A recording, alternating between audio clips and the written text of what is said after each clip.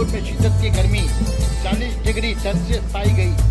सड़क सुनसान, बड़ा मसान के करीब शिद्दत की गर्मी से जमीन पिघलती नजर आई।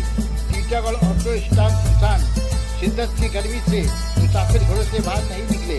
ऑटो चालक की रोजी रोटी मुतासिर रही।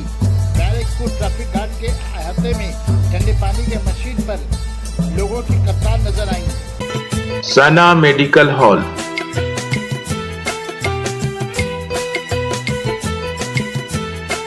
10% discount on every medicine. Oxygen cylinder also available.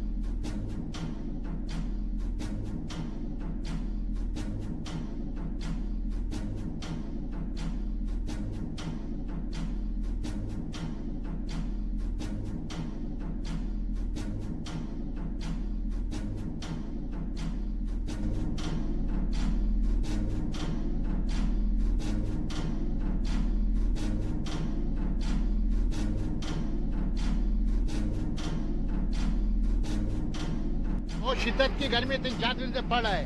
आप ऑटो वालों का क्या सुविधा क्या हो रहा है?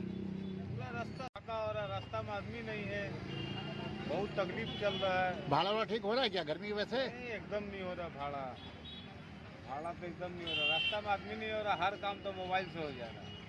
आदमी निकल ही नहीं रहा रास्ता में एकदम।